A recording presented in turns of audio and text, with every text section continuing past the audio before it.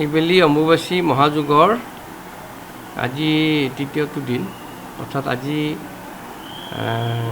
25 তাৰিখ আৰু কাইলৈ ৰাতিপুৱাই আমাৰ দেৱীৰ সূৰ্য উদয় হোৱাৰ লগে লগে দেৱীৰ স্নান পৰ্ব হ'ব আৰু নিত্য পূজা সমাপন কৰাৰ পিছত আমি যাত্ৰীসকলৰ বাবে দুৱাৰ মুকলি কৰি দিম।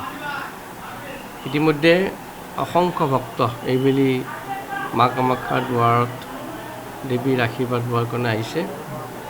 দূৰ দূৰণিৰ ভক্তসকলো ইয়ালৈ আগমন আমি দেখিবলৈ পাইছোঁ। সাধু সন্যাসী যিবিলাক আহে আমাৰ দশনামী আখৰাত তেওঁলোকক আমি থকাৰ ব্যৱস্থা কৰি দিওঁ আৰু তেওঁলোকে দশনামী আখৰাত থাকি তেওঁলোকৰ নিজৰ তপ জপ ধ্যান ধাৰণাত থাকে। ভক্তসকলেও যোৱাকালিও পৰহিও আজিও সংখ্যা ক্ৰমান্বয়ে বৃদ্ধি পাইছে।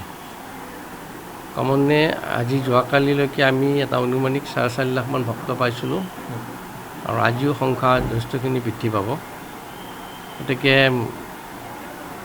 আমাৰ মন্দিৰ কমিটিৰ তৰফৰ পৰা যিখিনি ব্যৱস্থাৱলী আমি লৈছিলোঁ সকলোখিনি সুচাৰুৰূপে চলি আহিছে। জিলা প্ৰশাসনৰ